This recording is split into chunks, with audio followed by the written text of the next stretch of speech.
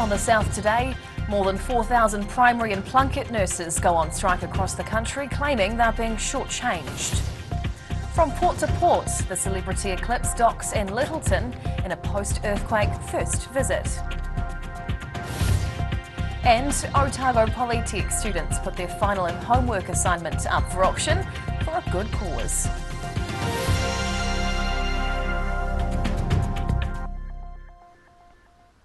Kia ora, good evening, I'm Hannah Wilkins. More than 4,000 primary healthcare and Plunket nurses walked off the job across the country for 4 hours today. The industrial action was an attempt to get pay parity with their colleagues employed by Te Whatu Ora Health New Zealand. Damp conditions failed to deter around 300 people gathering at the Bridge of Remembrance in Christchurch as part of a nationwide rally. These nurses and supporters among more than 4,000 primary healthcare and Plunket nurses taking to the streets in strike action today.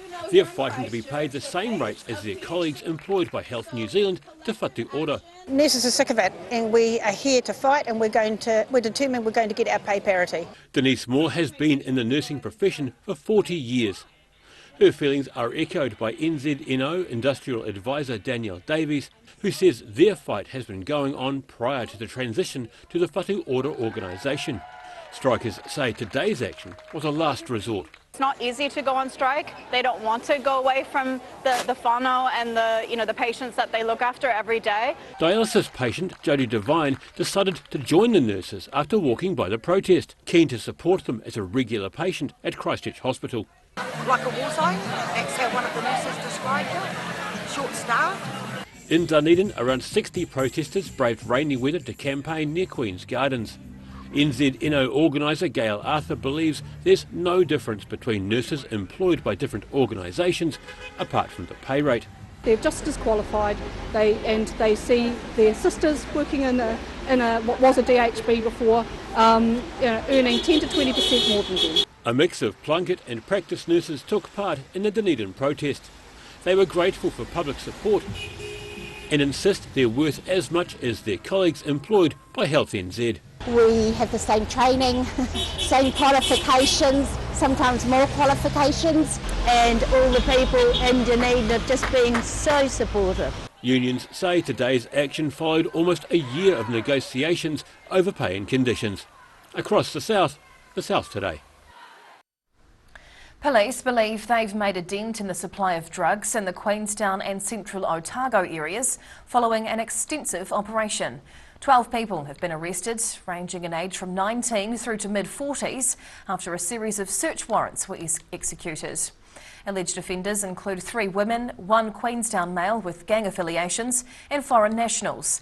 Police say all are facing drug-related charges, with the dark web operation supplying cocaine, LSD and MDMA. We know it's being imported from offshore and being sold around the area. We're aware of imports in the vicinity of 142,000 for one import destined this way, and we're aware of other imports of up to an ounce of cocaine at a time. But with the net, they can continue to roll over, month by month, so it's hard to get an exact figure on the amounts. Christchurch's coastal town of Lyttelton has welcomed in its first cruise ship in more than a decade. The Celebrity Eclipse cruised into the port town early this morning, docking at Lyttelton's newly built cruise wharf. The town hasn't been able to host cruise ships since the 2011 earthquakes damaged the port, with Akaroa taking over as the main cruise destination for Canterbury.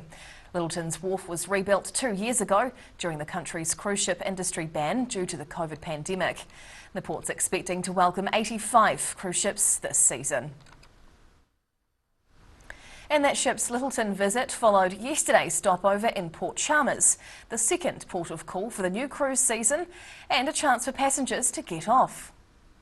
The 317-metre-long Celebrity Eclipse cruise ship slowly navigated its way up the narrow Otago Harbour Channel into Port Chalmers around dawn on Wednesday morning. On-board facilities include indoor pools, gyms, 19 restaurants and bars, and of course a great sea view. Once in port, passengers were keen to disembark for a chance to explore the sights around Dunedin. And everybody was so excited and they couldn't wait to get off and head into town to actually indulge in some tours and some excursions, or just to spend some time shopping in and around town. So it's fantastic to be back with those beautiful guests. Around 3,000 passengers are on board the Celebrity Eclipse, which is the first of 110 cruise ships scheduled to call into Dunedin this season. The Otago Regional Council has voted in a new chairperson for its upcoming term after previous chair Andrew Noon decided not to run again. Gretchen Robertson brings 15 years of council experience to the role and is already signalling a change in approach. Newly appointed Otago Regional Council chairperson Gretchen Robertson inviting councillors to clear the air and clear their heads in preparation for a busy 3 years of reforms. Previous chairman Andrew Noon chose not to stand for the position again after what he described as a difficult last term. Robertson's not new to the table. She's been a regional councillor for 15 years and says she's comfortable with the transition to leadership. It's humbling, and that's democracy, and it was a fair contest today as well, and I'm really keen for that, you know, just to run a really fair process. The next 3 years will see a focus on new regional plans covering land, water, air and coast. And Robertson says she'll be relying on every member of the council to contribute. I think that there will be some changes. I think we're going to really work on our team. We're going to invest in ensuring that every member of this team is utilised. Robertson will be assisted in the leadership duties by newcomer Lloyd McCall, who'll serve as Deputy Mayor, beating Councillor Kevin Malcolm to the position in a close vote. In Dunedin, the South Today. And the Central Otago District Council has a couple of fresh faces for the next 3 years, alongside a familiar group. 2 new councillors were sworn in alongside the re-elected members, with Mayor Tim Cadogan continuing his uncontested legacy. Central Otago Mayor Tim Cadogan sworn in for a 3rd successive term. His new district council colleagues watched on as Mayor Cadogan officially received his chains in the Alexandra Council chambers this week. He secured his position in the recent local body elections, after running unopposed in the race for the mayoralty. And there's a lot of continuity around the council table, although there are 2 new faces. I, Sally Fineman, declare that I will faithfully and impartially, and according to the best of my skill and judgment, execute and perform in the best interests of Central Otago. Teviot Valley Sally Fineman and Cromwell Sarah Brown were sworn in alongside their experienced colleagues, while Councillor Neil Gillespie was reappointed as Deputy Mayor. The Central Otago District Council is set to meet again next month. In Alexandra, the South Today. Te Pūkenga Otago Polytech is preparing for its annual Charity House auction next month. The first open home was held today, showcasing the student-built house, which will raise money for charities in Otago. Otago Polytech students admiring their handiwork before this completed house goes up for auction. The 15th annual Charity House auction is set to be held next month, with a series of open homes to give potential buyers a chance to see inside. 25 Level 3 pre-trade carpentry students started building this house almost a year ago as part of their course. Their lecturers are carpenters themselves, meaning the project is a great opportunity to pass knowledge down the generations. It's good for us older chippies to get involved in the Polytech and passing on skills and getting all the young ones, giving them a good opportunity with work ethic. Over the past 14 years, the charity projects raised more than $1.1 million for Otago charities. Local businesses also support the efforts, contributing to the fit-out of the 4-bedroom insulated homes. It's a process that helps out the community, while also giving students a solid real-world project to further their skills. It's good teamwork and good collaboration between everyone, and we always know that we can get really good help from the lecturers. The house is due to go up for auction in mid-November. Proceeds from the sale will be donated to the Catalytic Foundation, who will distribute the funds to a range of charities around Otago. In Dunedin, the South Today. Whai Ākene, still to come on the South Today. The opening of a big draw retail store in Ashburton has locals over the moon, and a sell-out wine event wows the taste buds in Central Otago.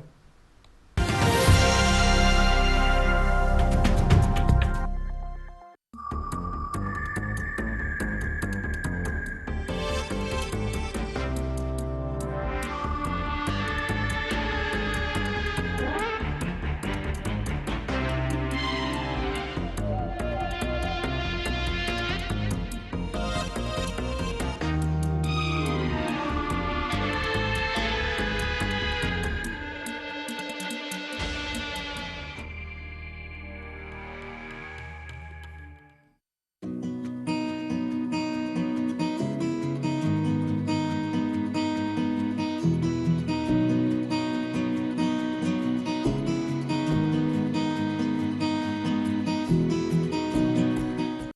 my name's Matt and I'm the Dines Group CEO. Dines is a company that's focused on selling logistics solutions to its customers. We're passionate about selling efficiency and we've been selling efficiency for over 50 years now.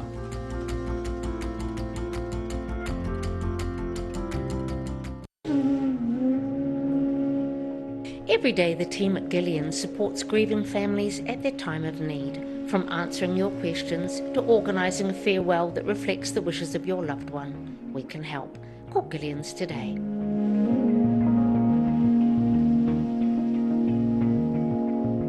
It's my mate John's Halloween sale. He's slashed a whopping 25 to 75% off everything. There's over 5,000 items at half price. Halloween sale. And my mate John. Hi, we're Age Concern Otago.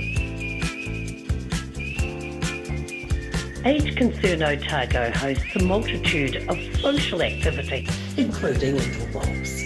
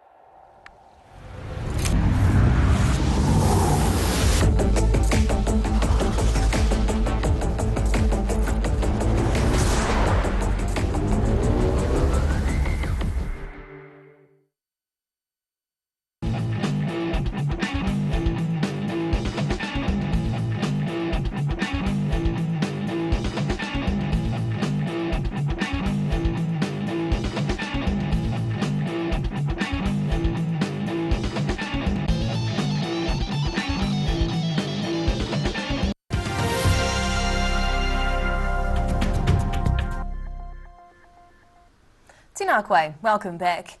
Ashburton shoppers have been flocking to the town's new Kmart store since the retail chain opened in the River Crossing development last week. Local school kids performing a welcome waiata for the recent opening of Ashburton's new Kmart. Shoppers lined up early for the store's grand opening, keen to see inside the large 3,500 square metre retail space. Kmart General Manager Ben Smith says excitement has been building in the South Canterbury town. It's been a long time coming, about 5 years in the making, and it's very exciting here today. We've got a store full of customers. Ashburton's Mayor Neil Brown also welcomed the retail giant to town and is hoping the store will help draw in shoppers from around the region. Yeah, it'd be great for Ashburton. A lot of jobs, 100 jobs created in here today, and yeah, just a good positive vibe. Meanwhile, Dunedin shoppers will still have a while to wait for their Kmart fix. A new Andersons Bay Road site for the chain was confirmed last week, but an opening date is yet to be set. Across the South Today. A special wine tasting event dedicated to New Zealand's southernmost wine region sold out in central Otago over the weekend. Getting a taste of what to expect this season. Eager fans flocked to the railway station in Clyde to sample the new season's wines from the Alexandra Basin sub-region. Alexandra Basin wine growers past president Shona Gary says that even within central Otago, Alexandra offers unique terroir and climate. Ticket holders enjoying the particular notes of elegant Pinot Noirs and full-bodied Chardonnays from some of the region's top vineyards, including 2 paddocks owned by actor Sam Neill. The weekend event sold out quickly. Those keen to attend next year advised to get in early. In Clyde, the South Today. And now recapping tonight's top stories on the South Today. Primary care nurses across the country have gone on strike, demanding pay equality with their hospital colleagues. A cruise ship docked in Lyttelton Port for the first time since the Canterbury earthquake damaged facilities in 2011. And it's the house the students built. Otago Polytech prepares to auction off their final assignment for a good cause.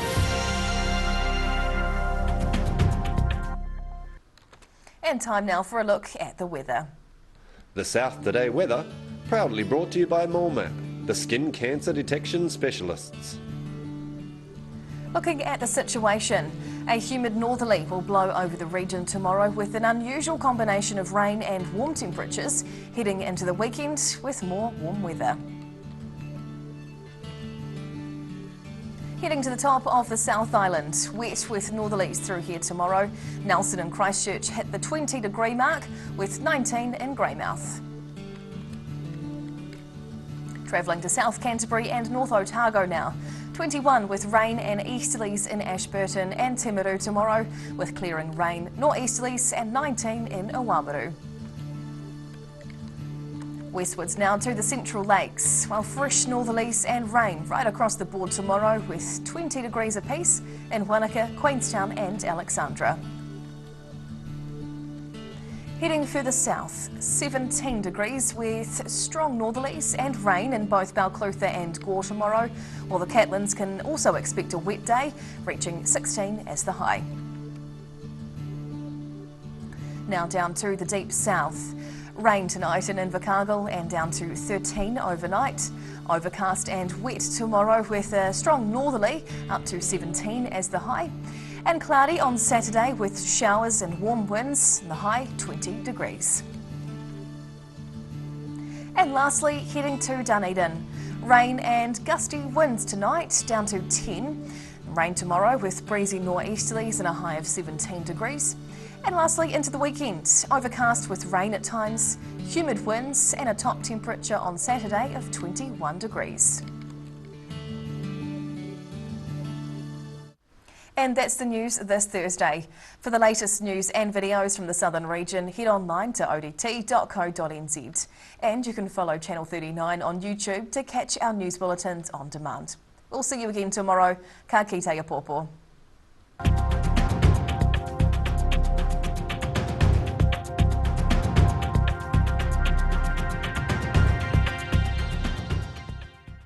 Public interest journalism funded through New Zealand On Air.